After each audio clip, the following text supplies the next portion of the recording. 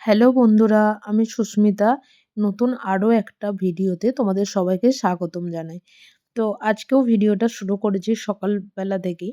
তো সকাল সকাল যেটা মানে ব্রেকফাস্ট করার একটা ব্যাপার থাকে। তো আজকে সকালবেলার ব্রেকফাস্টে বানানো হবে হচ্ছে চিড়ের পোলাও। তো এই চিড়ের পোলাওটা আমি একরকমভাবে করি আর আমার বড়মশাই একরকমভাবে করেন। তো ও যেটা করে সেটা ও এখানে আসার পরেই শিখেছে। তো ওকে আজকে বললাম ওর পদ্ধতিতে একটু করতে, আর আমি একটু ভিডিওটা তুলবো আরকি। তো যাই হোক, ১ম এ শুকনো খোলায় বাদাম আর কারি পাতা আর কাঁচা লঙ্কা দিয়ে একটু খুব ভালোভাবে ফ্রাই করে নিয়েছিল। তারপর সেটাকে একটু অল্প তেলে ভেজে নিয়ে তুলে নিয়েছিল। তারপর তার মধ্যে দিয়ে দিয়েছিল হচ্ছে আরও সামান্য পরিমাণে একটু তেল। সামান্য পরিমাণে তেলটা দেবার পরে এর মধ্যে দিয়ে দিয়েছিল আগে থেকে বেশ কিছু কাঁচা লঙ্কা কুচিয়ে রেখেছিল। যেহেতু একটু বেশ ঝাল ঝাল খেতে ভালো লাগে, তো ঝাল খেতে ভালো না লাগলে তোমরা ঝালটাকে অ্যাভয়েড করতে পারো। তো তারপরে গাজর কুচি এখানে দিয়ে দিয়েছিল হচ্ছে একটু পেঁয়াজ কুচি এবং দিয়ে দিয়েছিল হচ্ছে টমেটো কুচি। তো দেবার পরে এটাকে খুব ভালোভাবে হালকা আঁচে ঢাকা দিয়ে দিয়ে একটু ভাজা ভাজা করে নিয়েছিল। তারপর আগে থেকে ভেজে রাখা বাদাম, কাঁচা লঙ্কা এবং আম কারি পাতাটা দিয়ে তার মধ্যে দিয়ে দিয়েছিল হচ্ছে আগে থেকে ভিজিয়ে রাখা চিড়েটা। চিড়েটা কিন্তু ভীষণ ভালো, মানে এতটাই ভালো যে আগে থেকে ২-৩ মিনিট আগেও যদি ভেজানো হয় তাহলেও কিন্তু কিছু মনে হয় না। তারপর সেগুলোকে খুব ভালোভাবে মিক্স করে ওপর থেকে সামান্য পরিমাণে নুন দিয়ে এটাকে নাবিয়ে নিয়েছিল। তো মোটামুটি এটা একটু তেল দিয়ে বেশি করলেও হয়। আমি একটু তেল কম খাই বলে ওকে বলেছিলাম একটু অল্প তেলে বানাতে। তো তারপর সকালের ব্রেকফাস্ট সেরে এসেছিল হচ্ছে একটা পার্সেল। তো সেই পার্সেলটা নেবার জন্যই আমি নিচে গেছিলাম। এই পার্সেলটা আমার বাড়ি থেকে এসেছিল কিছু টুকিটাকি জিনিসপত্র। তো সেই পার্সেলটা এখনো পর্যন্ত আনপ্যাকিং করা হয়নি। তো আনপ্যাকিং করে তোমাদেরকে দেখাবো। তো তারপর যেসব কাজ থাকে মানুষের সারাদিনের, কিছু না কিছু কাজ কিন্তু আমাদের মেয়েদের বাড়িতে লেগেই থাকে। না হয় জামাকাপড় শুকাতে দেওয়া, না হয় কাচা, না হয় এখানে একটু ধুলো পড়েছে সেটা ঝাড়া, না হয় ওখানে একটু ধুলো পড়েছে সেটা ঝাড়া। এই ধরনের কাজ কিন্তু আমাদের মেয়েদের সারাটা দিন কিছু না কিছু থেকেই থাকে। তো জামাকাপড়গুলো মোটামুটি শুকাতে দেওয়া হয়ে গেছে। এরপর আজকে সকালবেলা চুল আঁচড়ানো হয়নি। তো ছাদে এত সুন্দর রোদ উঠেছে যে সেই রোদটা ছেড়ে নিচে যেতে একদমই ইচ্ছা করছিল না। তাই এই রোদের মধ্যে একটু সময় কাটাচ্ছিলাম এবং ওপর থেকে নিচের আ মানে নিচটা ভীষণ সুন্দর দেখতে লাগে। তো যাই হোক, বারটা ছিল হচ্ছে সেদিন শুক্রবার। তো যারা বাইরে থাকো বা যারা সারা সপ্তাহ শেষে একদিন বাজার করা হয়, তারা ঠিক আমার পরিস্থিতিটা বোঝো। তাই শুক্রবার বলে আ আজকে ভাবলাম যে একটু খিচুড়ি বানাবো। তো অনেকদিন খিচুড়িও বানানো হয়নি। খুব একটা গরমে খিচুড়ি তো ভালোও লাগে না। তো সেই কারণের জন্য যেহেতু ঠান্ডাটা একটু পড়েছে, তো একটু সবজি দিয়ে বিনস, গাজর দিয়ে একটু মুগের ডাল, মসুর ডাল দিয়েই আজকের খিচুড়িটা বানাচ্ছিলাম। তো খিচুড়িটা যেহেতু ডিম দিয়ে বানাচ্ছিলাম, সবজিটা হয়তো না দিলেও হতো। কিন্তু ভাবলাম যে সবজি তো মানুষের এমনিই ধরো অনেকে মানে আমাদের বাড়িতেও যেমন খুব কমই খাওয়া হয়। তো সেই কারণের জন্য ভাবলাম একটু সবজি দিয়েই করি। তো এদিকে খিচুড়ির সাথে খাওয়ার জন্য পাঁপড়টা আগে থেকেই ভেজে রাখা ছিল। এখানে আলু আর বেগুন ভেজে নেওয়া হচ্ছে। তো দুটো মানুষের সংসারে কিন্তু আবার খাওয়া-দাওয়ার ধরনগুলোও কিন্তু দুরকম। এই যে আলু ভাজাটা দেখছেন গোল, গোল করে, এটা খেতে আমার ভীষণ ভালো লাগে। আর ঝুরো, ঝুরো করে যেরকম সরু, সরু করে কেটে আলু ভাজা খেতে কিন্তু আমার বড়মশাইয়ের আবার খুব ভালো লাগে। তো বেশিরভাগ দিনই ৩০ দিনের মধ্যে মানে ৩০ বারের মধ্যে ২৯ বার ওই ঝুরো, ঝুরো করেই করা হয়। আর খিচুড়ি দিয়ে আমার বেশ ভালো লাগে এরকম গোল, গোল করে আলু ভাজা করে খেতে। তো তাই আজকে আমার পছন্দ মতনই একটু করলাম। আলু ভাজাগুলো হয়ে গেছে তুলে রাখলাম। এরপর ভেজে নিলাম হচ্ছে বেগুন।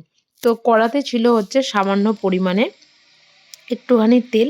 তো আর বেশি কিছু তেল দিইনি। তো তার মধ্যে দিয়ে দিয়েছিলাম হচ্ছে একটা তেজপাতা ছিঁড়ে এবং দিয়ে দিয়েছিলাম শুকনো লঙ্কা আর সামান্য পরিমাণে গোটা জিরে। তো এই গোটা জিরে দিয়ে ফোড়ন দেবার পরে এর মধ্যে দিয়ে দিয়েছিলাম সামান্য পরিমাণে পেঁয়াজ কুচি আর টমেটো কুচি।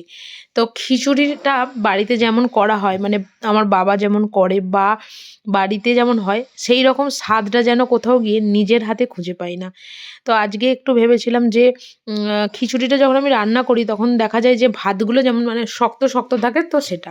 তো আজকে একদম মনস্থির করেই ছিলাম যে ভাতটা আগে খুব ভালোভাবে সেদ্ধ হয়ে গলা, গলা হবে তারপরেই মশলাটা দেবো। তো যাই হোক, খিচুড়িটা খুব ভালো আজকে খেতেও হয়েছিল। এটা বানানোর পরের কথা বলছি। তো পেঁয়াজটা একটু ভেজে নিয়ে তার মধ্যে আদা বাটা, আজকে রসুন দিইনি, ধনে গুঁড়ো, জিরে গুঁড়ো, লঙ্কার গুঁড়ো, হলুদ গুঁড়ো দিয়ে 2টো ডিম দিয়ে মশলাটার সাথে খুব ভালোভাবে ডিমটাকে ভুজিয়া মতন করে নিয়ে একটু কষা কষা করে নিচ্ছি। এই পদ্ধতিতে তোমরা সবাই করো আমি জানি, কিন্তু যদি কেউ একটু অন্য পদ্ধতিতে খিচুড়ি রান্না করো বা কী পদ্ধতিতে করো সেটা অবশ্যই কিন্তু আমাকে জানাবে, কারণ তোমাদের থেকেও অনেক কিছু জানার আছে, অনেক কিছু শেখার আছে অবশ্যই। তো মশলাটা কষিয়ে নেবার পরে আমি হাঁড়ির মধ্যে দিয়ে খুব ভালোভাবে নাড়াচাড়া করে নিলাম। তো করে নেবার পরে লাস্টে দিয়ে দিয়েছিলাম একটু সামান্য পরিমাণে ঘি দিয়ে, যাই হোক খাবার টেবিলে বসে পড়েছি, সব কিছু সাজিয়ে, আলু ভাজা, বেগুন ভাজা, পাঁপড় ভাজা সব কিছু সাজিয়ে বসে পড়েছি। তো এরপরে আমি যেটা করছিলাম সেটা হচ্ছে রান্নাঘর পরিষ্কার। তো আমরা হয়তো রেন্টের বাড়িতে থাকি, এর আগের যে বাড়িটাতে ছিলাম সেই বাড়িটার লাস্ট কিছু মুহূর্তের ভিডিও আমি তোমাদের সাথে শেয়ার করেছিলাম। তো আগে প্রথম থেকেই হয়তো আমার এক দিদি ছিল যে বলেছিল যে এরকম ব্লগিং শুরু কর বা কিছু কর, তো এরকম ভিডিও বানা। তো তখন কমফোর্টেবল না, হয়তো এখনও পর্যন্ত ক্যামেরার সামনে কথা বলাটা বা এটা এখনও পর্যন্ত কোথাও গিয়ে কমফোর্টেবল না আমি। তো যাই হোক, তারই মধ্যে যতটা চেষ্টা করি, মানে যতটা পারি ততটা চেষ্টা করি তোমাদের সামনে তুলে ধরার বা বলার। তো সেই রকমই যে বাড়িতেই থাকি না কেন, বাড়িটাকে একটু পরিষ্কার পরিচ্ছন্ন করে রাখতেই ভালোবাসি। তাই বিশেষ করে রান্নাঘরটা, আমি রান্না করতে খুব ভালোবাসি। তো সেই কারণের জন্য রান্নাঘরটা রোজই রান্নাবান্না করার পর খুব ভালোভাবে পরিষ্কার পরিচ্ছন্ন করে নিই। একা থাকি বলে কোনো দিনই মানে নোংরা ঘরদোর রেখে দিলাম পরে করবো, এই ব্যাপারটা আমার মধ্যে কোনো দিনই ডে 1 থেকে ছিল না। আজকে প্রায় 2 বছর মানে আমরা বাড়ির বাইরে বা প্রথম দিন থেকেই আমি যে বাড়িতে থাকতে শুরু করেছি বা কোনো কিছু করেছি, আমি ওই দুপুরবেলা খাওয়া দাওয়ার পর সেই বাসনও আমি রেখে দিই না যে বিকালে মাজবো বলে। একা থাকি কিন্তু তবুও পরিষ্কার পরিচ্ছন্ন করে রেখে দিয়ে তারপরেই শুই, কারণ নাহলে শুয়েও শান্তি হয় না। এরকম আমার মতন অনেক বন্ধুরা আছো যারা আমার সাথে একমত যে টাইমের কাজটা টাইমেই করে নিতে সবাই খুব পছন্দই করো। তো যাই হোক, পরিষ্কার পরিচ্ছন্ন হয়ে গেছে বাসন-কোসন। এবার আসি এই বেসিনটার কথায়। সকাল বিকাল তো 2টো টাইম হয় না, কিন্তু এই যে কড়া মাজার যে স্ক্রাবারটা রয়েছে সেটা দিয়ে আর একটু বাসন মাজার সাবান দিয়ে আমি যেদিন যে মুহূর্তে একদিন ছাড়া ছাড়া বা রেগুলারই এই জায়গাগুলো পরিষ্কার পরিচ্ছন্ন করে রাখার চেষ্টা করি। তার কারণ হচ্ছে এই দিনগুলোর জন্য, নাহলে আবার আলাদা করে একটা দিনকে সপ্তাহের বার করতে হয় এগুলো পরিষ্কার পরিচ্ছন্ন করার জন্য।